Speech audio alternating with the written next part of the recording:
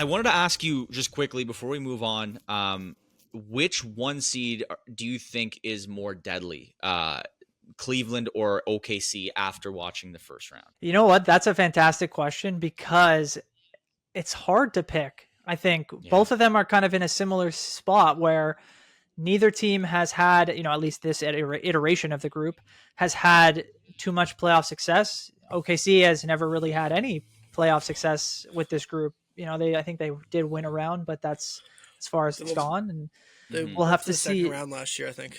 Yeah, exactly. So, and Cleveland has been up and down throughout the last, 5 or 6 years anyway. They've made a lot of changes with that group over time.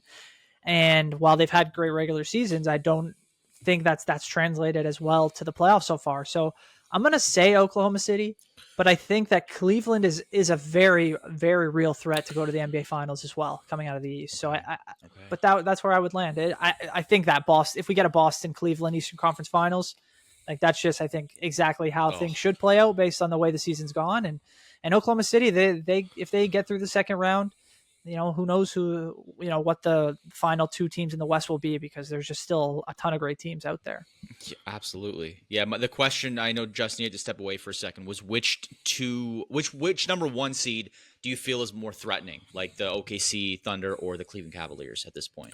Oh, the Thunder, 100%. Like, the Thunder are just so dominant whenever they play basketball. Like, whenever they play, every single game they play, like, there was a one game where the Cavs are really good, don't get me wrong, but they're the more likely team to go down, I think. The Thunder are just, like, their whole roster is just so good, man. It's so deep, and it's not even, like, they should have just skipped the first round. They didn't have to play that. Like, They it was pretty much literally... did.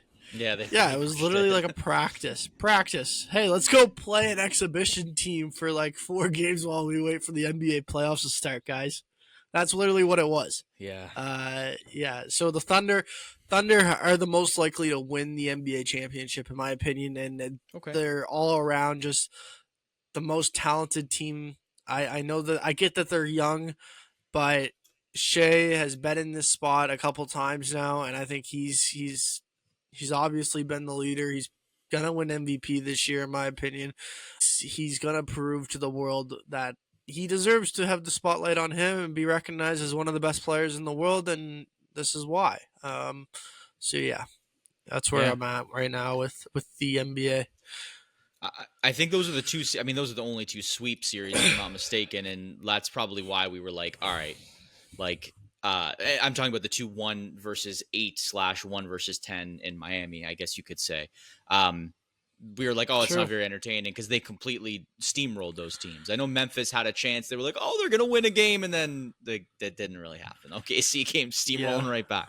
So I think it's a little different when you take a step back. Like, let's try playing by 25 down and try and see if we can come back here. It's almost like did in one of the games against Memphis, right? That's what I mean. That's what I mean. It's insane. Like the talent